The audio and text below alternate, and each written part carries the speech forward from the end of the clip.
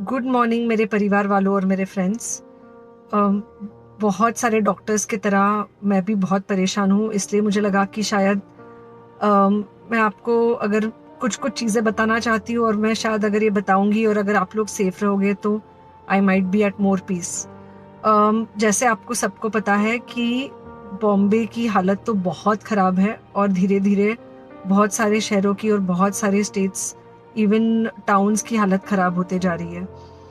बॉम्बे की हालत तो इतनी ख़राब है कि हमारे हॉस्पिटल्स में आईसीयू बेड्स वेटिंग पे है, पेशेंट्स के लिए बेड्स नहीं है। It's a very very helpless, यानी मुझे इतना हेल्पलेस और लाचार कभी फील नहीं हुआ है। We have to literally manage patients at home with oxygen, and this is not something we are enjoying. So I really want all of you to follow a few things that I really am requesting you to follow. First, आप लोग please safe रहो। अगर आपको लग रहा है कि आपको 1 साल से कोरोना नहीं हुआ है इसलिए आप कोई सुपर हीरो हो या आपकी इम्यूनिटी बहुत अच्छी है और आपको ऐसे कुछ नहीं होगा, तो आप गलत फहमी में हो। हम यंग लोगों को देख रहे हैं।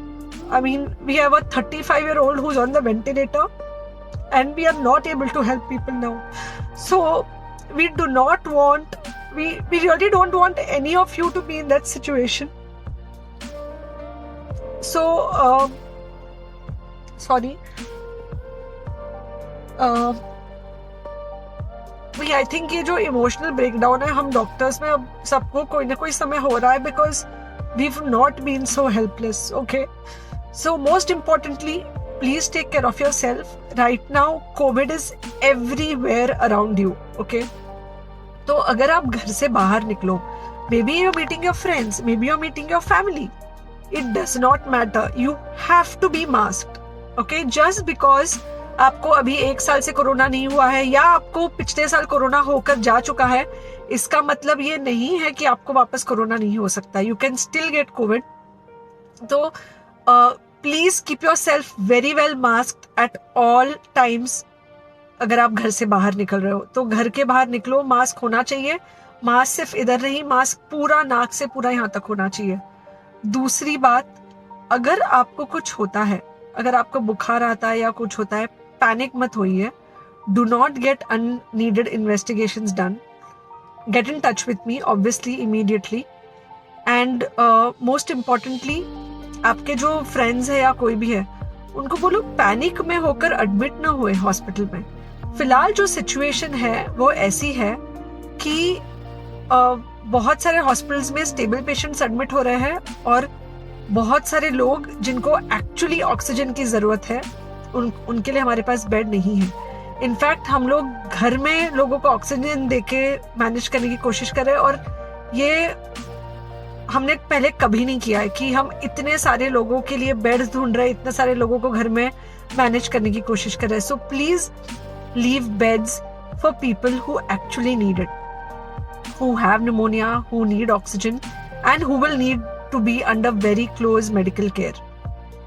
Third thing, if you have not taken the vaccine, अगर आपने वैक्सीन नहीं ली है किसी भी कारण से, हो सकता है आप ट्रैवल कर रहे हो सकता है आपको वैक्सीन की हिचक हो सकता है आपने कुछ व्हाट्सएप पे फॉरवर्ड पढ़ा हो कि वैक्सीन की वजह से कुछ साइड इफेक्ट्स हो रहे हैं या कुछ हो रहा है। It's untrue.